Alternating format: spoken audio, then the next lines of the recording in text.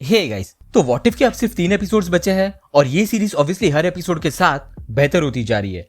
लेकिन अब तक एक चीज जो मिसिंग है इस सीरीज में वो है इंटरकनेक्टिविटी, जो अब हर कोई मार्वल से एक्सपेक्ट करता है। अब 7th एपिसोड शायद वो एपिसोड हो सकता है जहां हमें इंटरकनेक्टिविटी दिखना शुरू हो जाए अभी तक दिखाए गए सारे यूनिवर्सेस के बीच। इस वीडियो में हम उसी के बारे में डिस्कस करेंगे। शुरू करने से पहले एक पोटेंशियल स्पॉइलर वार्निंग रहेगी एपिसोड 7 को लेके, और अगर आप इस चैनल पर नए हो तो सब्सक्राइब जरूर कर लेना सो दैट आपको हमारे लेटेस्ट वीडियोस की अपडेट्स रेगुलरली मिल सके। So without wasting any further time, let's get started.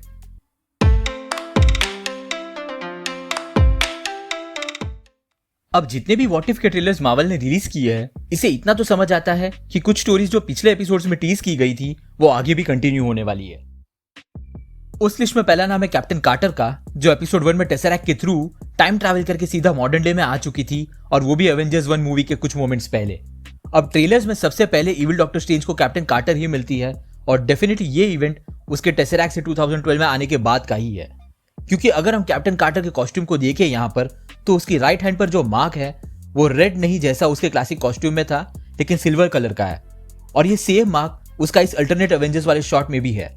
ये कॉस्ट्यूम काफी सिमिलर है captain America the winter soldier के स्टेल्थ सूट से, जो दरअसल डार्क ब्लू और सिल्वर स्ट्राइप्स पर बना था। ये सूट स्टीव रॉजर्स को शील्ड से मिला था। हम जानते हैं कि कैप्टन कार्टर भी जब मॉडर्न टाइम में आती है तो उसके सामने भी निक फ्यूरी और क्लिंट बार्टन खड़े होते हैं, यानी कि यहाँ भी स्टीव रॉजर्स की तरह कैप्टन कार्टर शील्ड के साथ ही काम करेगी।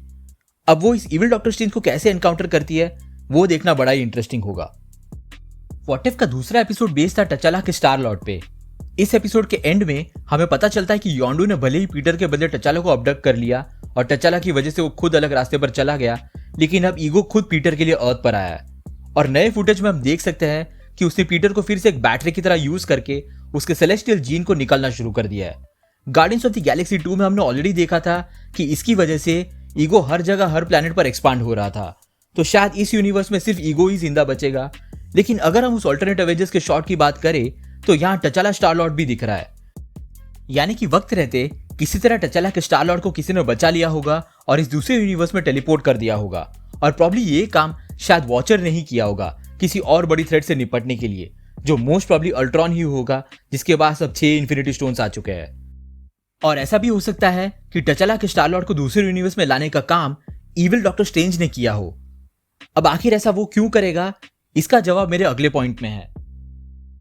व्हाट इफ के 4th एपिसोड में हमने देखा था कि इविल डॉक्टर स्ट्रेंज के क्रिस्टीन को बचाने के चक्कर में पूरी रियलिटी ही डिस्ट्रॉय हो जाती है, और रियलिटी डिस्ट्रॉय होने के कुछ मोमेंट्स पहले डॉक्टर स्ट्रेंज को वॉचर दिखाई देता है, जो अल्टीमेटली रियलिटी को खत्म होने से नहीं बचाता, और एंड में सिर्फ इविल डॉक्टर स्ट्रेंज जिंदा बचता है, जिसने अपने आप को इस छोटे से मिरर डिमेंशन में बचा लिया है। अब यहाँ काफी हाई चांसेस है कि उसे वॉचर के ऊपर गुस्सा जरूर होगा उसकी रियलिटी को ना बचाने के लिए, और वो वॉचर से अपना बदला जरूर लेगा, और इसी के चलते वो किसी तरह से एक यूनिवर्स से दूसरे यूनिवर्स में जंप करेगा।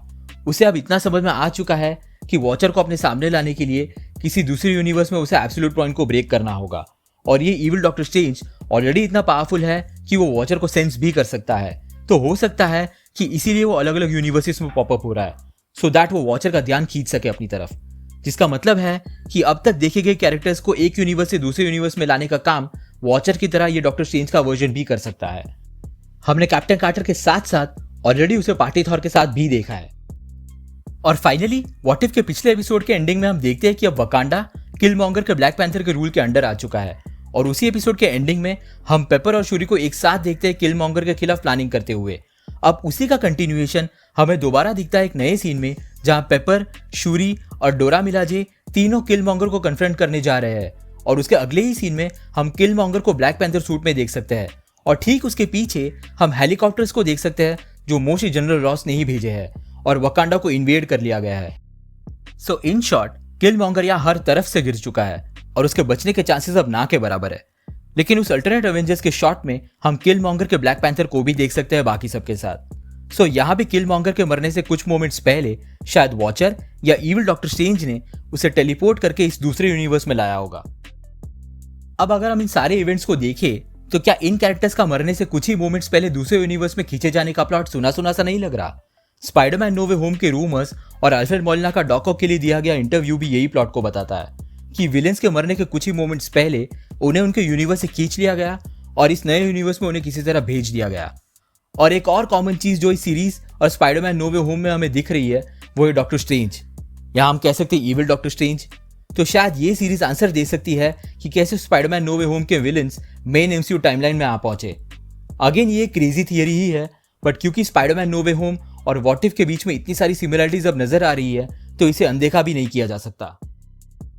Coming back to what if, अब तक जितने भी एपिसोड्स क्लिफहैंगर्स पर खत्म हुए हैं, उन सबका कंटिन्यूएशन प्रॉब्ली अब एक साथ दिखाया जाएगा एक ही एपिसोड में, सो दैट इस सीरीज के फाइनल मोमेंट्स उनके एक साथ आने पर फोकस कर सके, जिसकी तरफ ये सीरीज बिल्डअप हो रही है। एक और ओरिजिन स्टोरी जो अब तक नहीं दिखाई गई है, वो है पार्टी थॉर की, जो अगेन एपिसोड 7 में दिखाई जा सकती है, क्योंकि वो भी उस अल्टरनेट अवेंजर्स के ग्रुप का हिस्सा होने वाला है। पार्टी थॉर के ओरिजिन के ऊपर भी एक थियरी वीडियो बनाया था मैंने, जिसे आप यहाँ ऊपर राइट साइड में आई बटन पर क्लिक करके देख सकते हैं।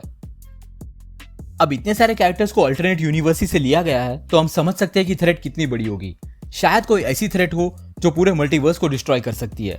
हम जानते हैं कि इस व्हाट इफ वाले अल्ट्रॉन के पास 6 के 6 इन्फिनिटी स्टोन्स मौजूद है, बट हर यूनिवर्स के अपने इन्फिनिटी स्टोन्स होते हैं। तो ये देखना इंटरेस्टिंग होगा कि क्या अल्ट्रॉन वाला एपिसोड एक मल्टीवर्सल थ्रेट एपिसोड होगा, या शायद उससे भी कुछ बड़ा है जिसके बारे में अब तक ट्रेलर्स में नहीं दिखाया गया है। और हम जानते हैं कि मार्वल सब कुछ तो रिवील नहीं करेगा, स्पेशली अपने सीरीज फिनाले को लेकर। सो नेक्स्ट 3 एपिसोड्स बहुत ज्यादा इंटरेस्टिंग और एपिक होने वाले हैं। सो आपके क्या थॉट्स है इस थियरी और आने वाले एपिसोड्स को लेकर, नीचे कमेंट सेक्शन में जरूर बताना। अगर आपको वीडियो पसंद आया हो तो उसे लाइक जरूर कर देना, और अगर आप इस चैनल पर नए हो तो सब्सक्राइब करना मत भूलना। हम रेगुलरली ऐसे वीडियोस पब्लिश करते हैं। हमारी रिसेंट वीडियोस को देखने के लिए यहाँ पे क्लिक करें। Thank you so much for watching guys, stay safe.